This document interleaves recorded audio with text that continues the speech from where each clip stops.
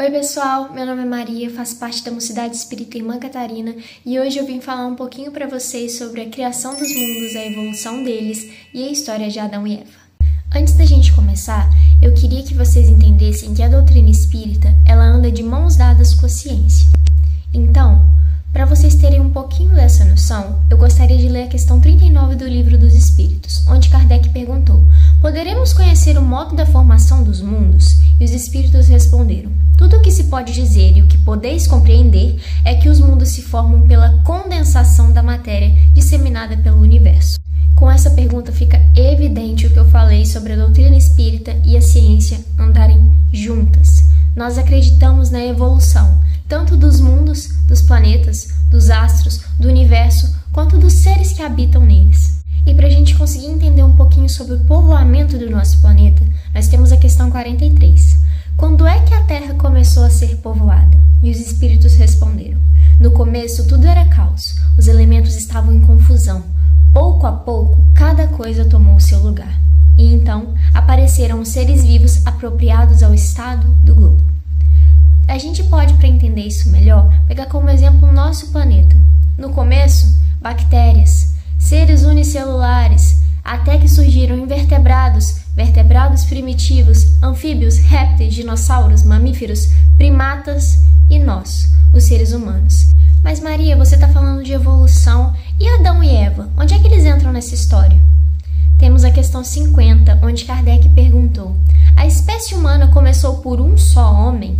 E os espíritos responderam: não. Aquele a quem chamais Adão não foi o primeiro e nem o único que povoou a terra.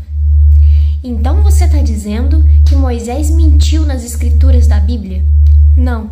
Para a doutrina espírita, Adão e Eva não foram seres reais.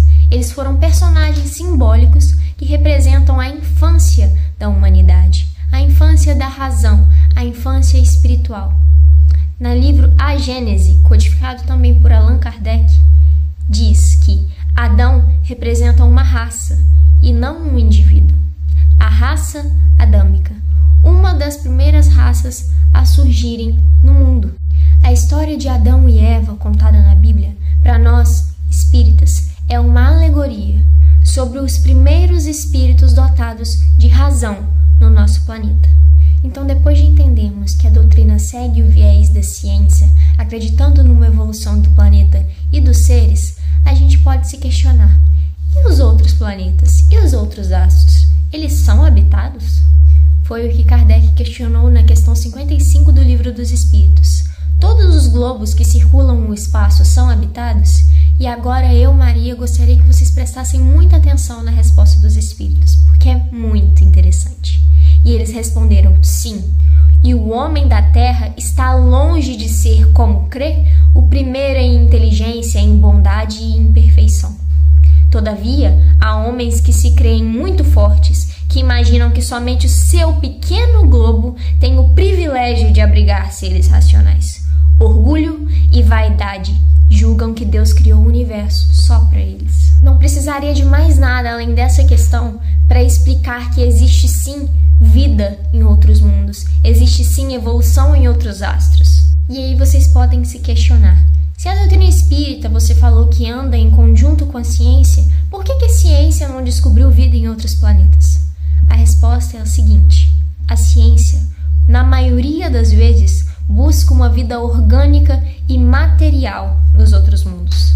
E já no espiritismo, ele tem uma visão além.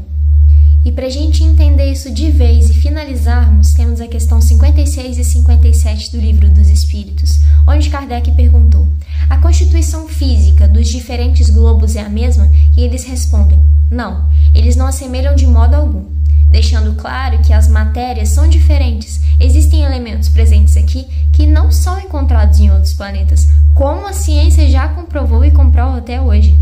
E a 57, a constituição física dos mundos, não sendo a mesma para todos, pode entender que os seres que os habitam também possuem uma organização diferente?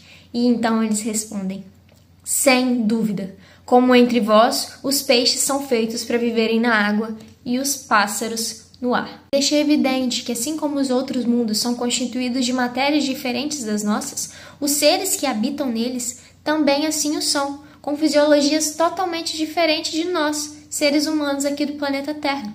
E o mais interessante é que nós transitamos entre diversos mundos, pois cada um deles está em uma evolução espiritual.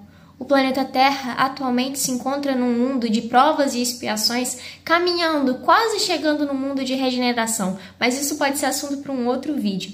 O que eu quero dizer é que nós não somos seres individuais nesse universo tão grandioso. E sim, nós podemos habitar outros mundos, pois cada um deles está em uma evolução espiritual diferente. Bom, foi esse o vídeo, espero que vocês tenham gostado. Um beijo e fiquem com Deus.